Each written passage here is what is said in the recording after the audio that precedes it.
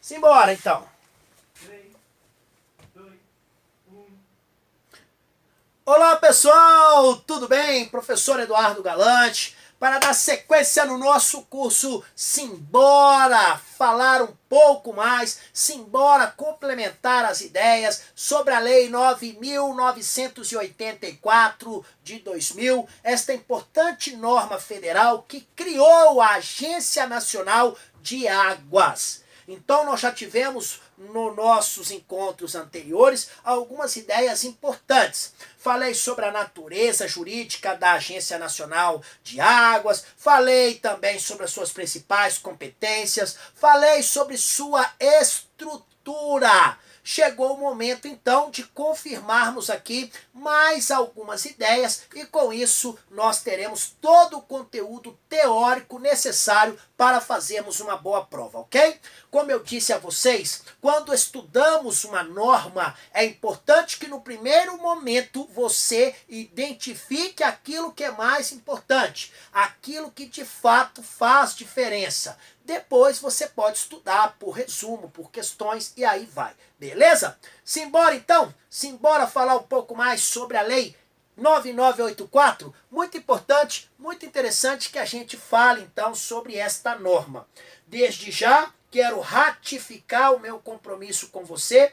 Eu estou à sua disposição no nosso fórum, e também lá nas redes sociais, @professor Eduardo Galante, em todas elas, tá? Então você poderá entrar em contato comigo e, evidentemente, tá? Nós poderemos aí, com isso, ganharmos bastante força na nossa preparação. Beleza? Simbora então? Simbora com o professor, dando sequência às nossas dicas teóricas. Nós terminamos a aula anterior falando justamente sobre a forma como será dirigida a Agência Nacional de Águas. Lembram que naquela oportunidade eu falei que a Agência Nacional de Águas ela é composta por uma diretoria com 5 membros, um deles será o seu presidente. Falei ainda para você que eles terão um mandato não coincidente de 5 anos, que até os 4 primeiros meses eles poderão ser exonerados de forma imotivada. Depois, eles só podem ser exonerados mediante renúncia, mediante também, tá? A ação judicial que não caiba mais qualquer recurso ou processo administrativo disciplinar. Lembra que eu falei tudo isso? Pois é, chegou o momento agora de falarmos sobre um assunto interessante, que é justamente aquilo que compete ao senhor diretor-presidente. Gente, o diretor-presidente, podemos dizer assim, que dentro da estrutura orgânica da Agência Nacional, é a principal, né, o principal cargo, é o grande gestor, é o grande diretor, é a ele, então, que caberá toda a condução da agência. Então é importante para você, enquanto candidato, que você saiba quais são estas atribuições, pois do contrário você poderá comprometer, então, aí a sua preparação. Vamos aqui, então, eu e você, identificar as principais competências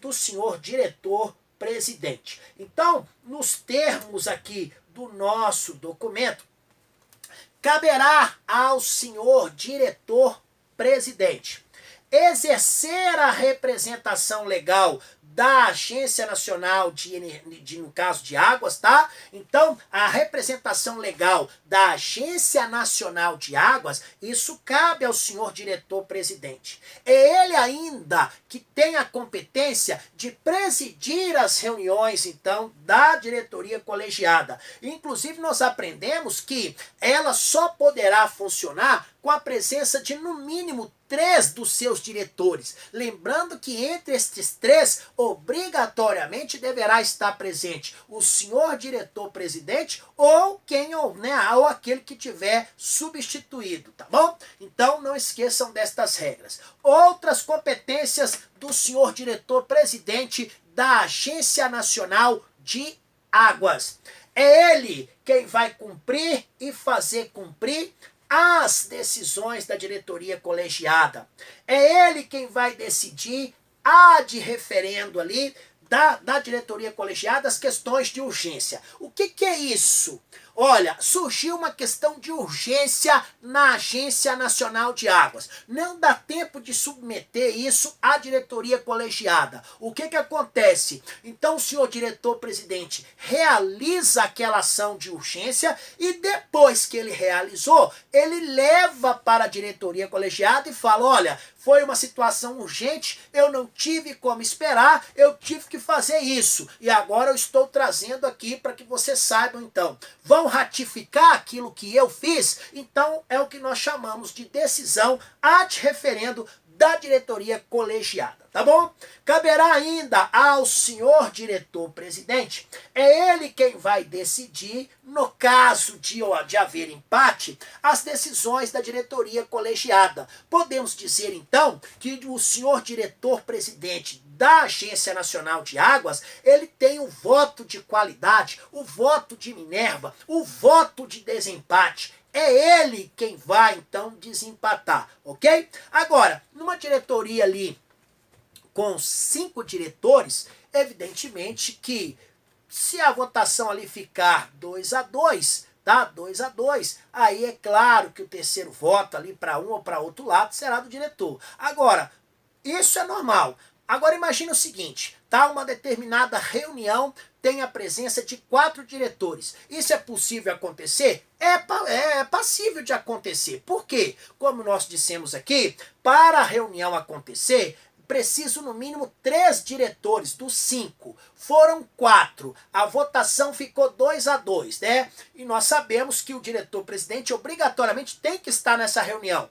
A votação ficou 2-2, ele vai lá e decide. Ele tem um voto de Minerva, ou voto de desempate, como você quiser. O diretor-presidente, gente, é ele quem tem competência para nomear e exonerar servidores, nesse caso, provendo os cargos em comissão e as funções de confiança. Então, os cargos em comissões e as funções de confiança da Agência Nacional de Águas são providos ali pelo senhor diretor-presidente. É ele quem vai admitir, requisitar e demitir servidores, nesse caso, preenchendo os empregos públicos. É ele quem vai encaminhar, tá, ao Conselho Nacional de Recursos Hídricos os relatórios, então, que foram elaborados pela diretoria colegiada e também aquilo que é de competência daquele conselho. Nós sabemos, gente, que todo ano não tem jeito. A Agência Nacional de Águas, ela tem que elaborar relatórios. Estes relatórios deverão seguir para o Conselho Nacional de Recursos Hídricos. É ela, então, ainda que vai assinar contratos e convênios, além de ordenar despesas e exercer também o poder disciplinar. Então, aqui nós temos as competências do senhor diretor-presidente da Agência Nacional de Águas. Importantíssimo, então, que você tenha na mente estas competências, ok? Nós temos competências que são comuns aos diretores. Esta aqui, todas estas que aqui eu acabei de mencionar, não são comuns a todos os diretores, mas sim diretamente relacionada ao senhor diretor-presidente. Beleza? Olho vivo, não esqueçam disso. E mais, compete, gente, tá? A Procuradoria da Agência Nacional de Águas. Eu lembro que na aula anterior eu falei para você que na estrutura da Agência Nacional de Águas nós teríamos ainda outros 3 órgãos. Quais seriam estes órgãos? Nós teríamos ali então, tá? Nesse caso, a Procuradoria, a Auditorias, estão lembrados quando nós falamos lá? E a Ouvidoria, nós falamos sobre isso. Nos termos então da nossa norma, compete à Procuradoria da ANA, né? Nesse caso, esta Procuradoria, ela está diretamente vinculada à Advocacia Geral da União. Então, a Procuradoria da Agência Nacional de Águas, ela é vinculada à Advocacia Geral da União, tá? Então, nesse caso específico, quais são as competências da Procuradoria da ANA que estão positivadas, expressas na nossa norma? Vamos aqui, então, às principais competências da Procuradoria da ANA. É ela quem vai representar judicialmente a ANA. Então, quem é que representa ali judicialmente a Agência Nacional de Águas? É a Procuradoria, então, da Agência Nacional de Águas. É ela quem vai representar judicialmente os ocupantes de cargos e das funções de direção, mesmo após a cessação do respectivo exercício. Isso em relação aos atos praticados em decorrência das suas atribuições. Então, um determinado diretor cometeu um ato que é previsto como, por exemplo, um crime comum, que não tenha qualquer atribuição aqui com as suas, que não tenha qualquer relação com as suas atribuições. Aí, nesse caso, vai haver ali a presença da Procuradoria da ANA? Não. A Procuradoria da ANA tem diretamente relação com os atos praticados ali em decorrência das suas atribuições. Então, fique bem claro isso aí, tá bom? Missões, então, atribuições legais ou institucionais. Caberá à Procuradoria da ANA, pronto, apurar, gente, a liquidez e a certeza dos seus créditos, sejam tais créditos de quaisquer naturezas, tá? E mais, é ela quem vai promover a inscrição na dívida ativa para que a cobrança possa ser feita de maneira amigável ou judicial. E caberá ainda à Procuradoria da ANA executar, gente, tá? As atividades de consultoria e de assessoramento jurídicos. Viram que são competências muito específicas da Agência Nacional de Águas. Olha, e os servidores da ANA, os servidores da Agência Nacional, de Águas? A ANA, gente, ela então hoje está consolidada, não é isso? Esta lei é de 2000, né? Então na época ficou determinado que ela deveria então ali prover os seus cargos com os respectivos servidores. Então até trouxe isso aqui para você, mas para mencionar apenas que a ANA tem um quadro próprio de pessoal, tá? E como você poderá trabalhar na ANA? Como que você poderá se tornar servidor da ANA? Você para isso deverá se submeter a um concurso público de provas ou de provas e títulos. E, evidentemente, logrando êxito em todas as fases, com tudo, você então irá trabalhar lá com todos eles, ok? Não esqueçam destes detalhes. E mais, nós chegamos agora no momento que vai culminar o nosso curso. Nós chegamos no momento em que eu vou falar sobre o patrimônio e sobre as receitas da Agência Nacional de Águas. De onde, tá, gente? Qual é a origem? De onde vem, então, o dinheiro, tá? Para, então, ali, o que compõe o patrimônio da Agência Nacional de Águas? E mais, quais são os recursos, então, que serão utilizados pela ANA para que ela possa cumprir as suas missões institucionais? Então, qual a origem das receitas? Gente, nesse caso específico aqui, eu tenho a declarar o seguinte, olha: constituem o patrimônio da ANA os seus bens e direitos, todos aqueles que sejam de sua propriedade e outros que lhe forem conferidos, outros que ela vierem adquirir ou ainda incorporar. É desta forma que está constituído o patrimônio da Agência Nacional de Águas. Agora, e as receitas da Agência Nacional de Águas? Qual é a origem das receitas da Agência Nacional de Águas? Nos termos da nossa norma, constituem receitas da Agência Nacional de Águas os recursos que lhe forem transferidos em decorrência das dotações orçamentárias, Então, todas aquelas partes que foram as dotações que fazem parte do orçamento que lhe forem destinados, tá bom? Créditos especiais, adicionais, transferências, repasses. Então, aí a principal fonte. Além disso, vai compor, ou seja, serve, é origem de recursos da Agência Nacional de Águas, os recursos decorrentes da cobrança pelo uso de água de corpos hídricos de domínio da União.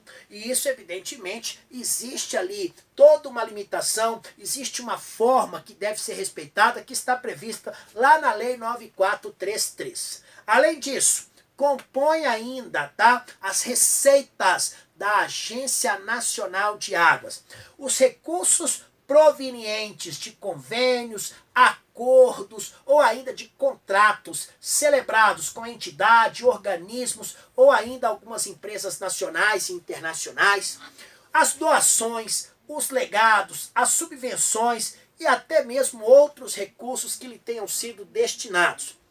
Mais uma fonte das receitas da Agência Nacional de Águas. O produto da venda de publicação, de material técnico, dados e informações, inclusive aqueles que foram, então, disponibilizados para fins de licitação pública, os emolumentos administrativos, as taxas de inscrições em concurso, tudo isso, gente, constituem receitas da Agência Nacional de Águas. Olha, a retribuição também por serviços, tá, de quaisquer natureza que sejam prestados a terceiros e o produto resultante da arrecadação de multas, desde que tais, né, tenham como origem ali a sua competência do poder de polícia para fiscalizar. Então, oriundos das suas ações de fiscalização. É daí, gente, que vem todos, né, é daí a origem, então, dos recursos para a Agência Nacional de Águas. Ainda vão constituir, tá? Vão constituir aí receitas da Agência Nacional de Águas, os valores apurados aqui com a venda de aluguel ou de bens móveis e imóveis de sua propriedade, tá? Então, origem aqui, venda ou aluguel dos seus bens móveis ou imóveis. Ainda é uma outra fonte de recursos para a Agência Nacional de Águas. O produto, no caso da alienação de bens, objetos e instrumentos que forem utilizados ali para a prática das infrações. Além disso, tá, o patrimônio dos infratores que tenham sido apreendidos, levando em consideração o exercício do poder de polícia da Agência Nacional de Águas, desde que tais tenham sido incorporados ao patrimônio da autarquia, viu? Ela não vai poder dispor daquilo que ela não tem no seu patrimônio, mas o produto ali, ou seja, os bens, objetos e instrumentos que tiverem sido incorporados ao seu patrimônio em decorrência, tá ali, no caso das infrações que foram cometidas, e aí, dentro do seu poder de polícia, ela conseguiu, então, pegar tudo isso aí, e ao final, isso tudo foi incorporado ao seu patrimônio. Quando ela, então, vender, ela certamente poderá fazer com que isso se torne uma fonte de receita. E os recursos decorrentes da cobrança de emolumentos administrativos. Tudo isso aí poderá ser utilizado e será como fonte de receitas para a Agência Nacional de Águas. Olha, as receitas então, que têm como origem a cobrança pelo uso de recursos hídricos de domínio da União, elas ficarão à disposição da ANA, isso onde? Em uma conta única do Tesouro Nacional. Isso, evidentemente, enquanto não forem destinadas às programações. A partir do momento que forem destinadas às programações, aí tudo bem, muda a história. E mais, a ANA, gente, ela deverá manter registro que possam permitir correlacionar as receitas com as bacias hidrográficas em que elas forem, então, geradas. Gente, qual é a ideia disso? É cumprir o que está previsto lá na Lei 9433. Então, serve para identificar muito tranquilamente isso aí. Olha, essa receita aqui foi obtida tendo por base qual bacia hidrográfica? A bacia do São Francisco, bacia, né, do Rio Paraná, qual bacia que foi? Então, isso fica registrado lá na ANA, tá bom? Bem, desta maneira, as disponibilidades, então, que nós acabamos de falar, estas receitas que nós acabamos de falar, estas disponibilidades que estão previstas de acordo com as bacias, elas poderão ser mantidas em aplicações financeiras. Gente, as receitas da ANA, então, para que o dinheiro não fique parado, se é que vai ficar, porque normalmente o dinheiro que se arrecada fica na medida ali do que é então gasto, mas se sobrar, isso pode ser, no caso especificamente, isso pode ser feita, né? Isso aí pode ser aplicado no mercado financeiro? Pode, gente. Agora, é claro que isso não vai ser feito sem critério, tá? O Ministério da Fazenda vai expedir as normas necessárias para que isso ocorra.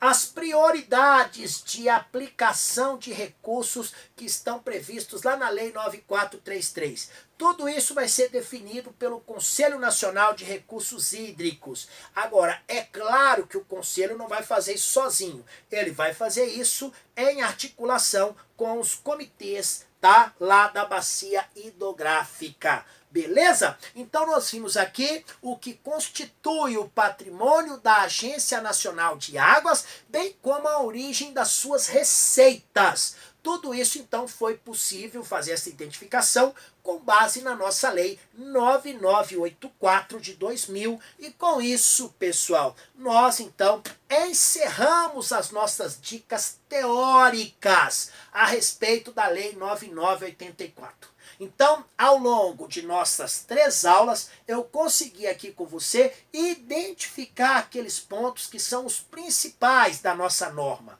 E eu tenho certeza que com a identificação dos mesmos, agora ficará muito mais fácil você construir o seu resumo e até mesmo praticar, ou seja, realizar questões. Repito, não deixe de fazer aí, tá, os seus resumos, porque a legislação, por ser apenas um dos itens do seu edital, você não pode deixá-la de lado. Nós temos muitas outras coisas para estudar, mas significa dizer o seguinte: tudo que você estudar, você deve registrar, deve fazer através de um resumo. Na hora que precisar, está lá. E aí é o seguinte, sempre que você puder, faça uma revisão, então, destas anotações, destes resumos. E com isso, todas as ideias que eu aqui disponibilizei para você estarão ali na sua cabeça, estarão no seu coração, estarão no seu conhecimento, e isso será transformado em resultado positivo. Pode ter certeza disso. Eu já contei uma história, e todo mundo que me conhece sabe desta história. Uma vez eu fiz um concurso para a Agência Nacional de Transporte Aquaviários, e se não fosse a prova de legislação, eu não teria obtido êxito. Porque nas outras 2 provas, que eu tive uma de conhecimento básico, uma de legislação sobre a ANTAQ e outra sobre conhecimentos específicos. E na de legislação, gente, eu lembro que naquela oportunidade eram 60 questões e eu acertei 52. E ela tinha, 52 questões. E ela tinha um peso muito interessante. E isso fez com que eu ficasse entre os aprovados naquele concurso. Então, legislação é isso. Nós temos que sempre ter ali anotadinho e de vez em quando a gente tem que ir lá e pegar. É o que eu chamo de estudo ativo. O que é o estudo ativo? É você sempre ter contato com aquela norma, fazendo uma leitura, resolvendo uma questão. O que eu faço no meu estudo ativo? Nós acabamos de estudar a matéria, não acabamos? Pelo menos eu vou lá e coloco no meu planejamento. Uma vez por semana eu coloco lá, resolver uma questão sobre a Lei 9984. Faça isso. Coloca isso no seu planejamento, resolver uma questão, tal. E se você fizer isso e cumprir isso, toda semana, prepare-se. Uma hora você, então, vai estar no rol de aprovados tranquilamente, tá bom? Olha, repito, eu sei que nesse momento é um momento crucial da sua preparação e a parceria, a presença de um professor é muito importante. Precisou falar comigo? Pode me acessar no fórum e também nas redes sociais, @professor Eduardo Galante. Um grande beijo no coração de vocês, fiquem com Deus. Tchau, tchau.